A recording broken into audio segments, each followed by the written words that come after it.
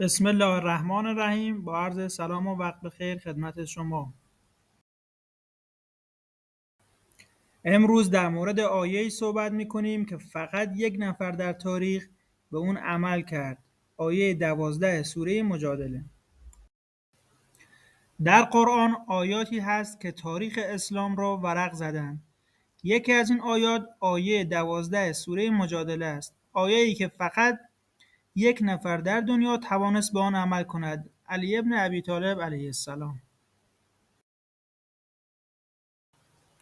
در مورد شأن نزول این آیه اومده که مفسران شیعه و سنی نوشتن مسلمانان پیامبر را زیاد مشغول نجوا می‌کردند. خدا دستور داد هر کس می‌خواهد با رسول خدا نجوا کند باید قبلش صدقه بدهد.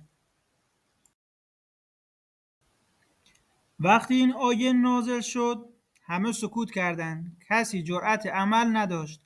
تنها علی علیه السلام 1 دینار به 10 درهم خرد کرد و هر بار قبل از نجوا با پیامبر 1 درهم صدقه داد. این ماجرا در تفاسیر شیعه و سنی اومده. حالا اصلا چرا این حکم اومد؟ امام صادق علیه السلام فرمودند این حکم امتحانی بود. خدا خواست نشان دهد چه کسی حاضر است برای نزدیک شدن به پیامبر از مال خود بگذرد که تنها علی علیه السلام سربلند بیرون اومد.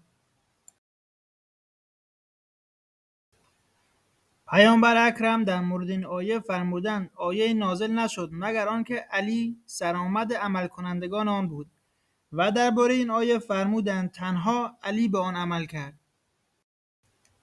در تفاسیر شیعه اومده این آیه دلیلی روشن بر مقام ولایت علی علیه السلام است، چون خدا تنها او را برای این فضیلت برگزید.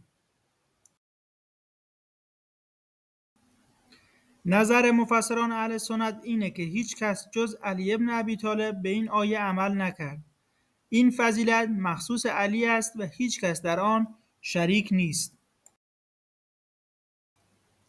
بعد از مدت کوتاهی خداوند این حکم را برداشت. چرا؟ برای اینکه فضیلت علی علیه السلام آشکار شود و در تاریخ بماند. راز این آیه اینه که عارفان گفتن صدقه پیش از نجوا یعنی دل را از تعلقات دنیا پاک کن، بعد با ولی خدا نجوا کن. علی علیه السلام تنها کسی بود که دلش آزاد بود. این آیه به ما می‌آموزد ارتباط با پیامبر و امام زمان عجل الله بدون خدمت به مردم ناقص است.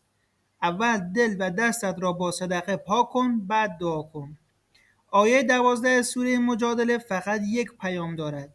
علی علیه السلام یگانه است. در امتحانی که همه عقب نشستند او پیش قدم شد و این یعنی ولایت نه فقط سخن بلکه ایثار و عمل است.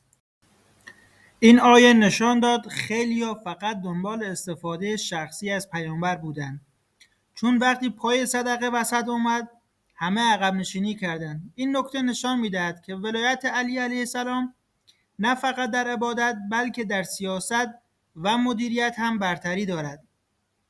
صدقه قبل از نجوا یعنی خالی کردن دل از وابستگی. وقتی مال را بخشیدی دیگر دغدغه‌ات فقط خدا و ولی خداست. این یک نوع ذهن آگاهی قرآنیه که روانشناسان امروز هم اون را کلید تمرکز میدونن.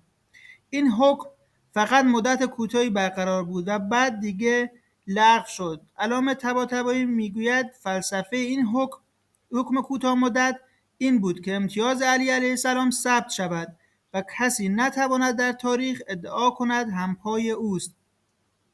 در روایات آمده بهترین راه برای نزدیک شدن به حجت الهی کمک به فقرا و یتیمانه.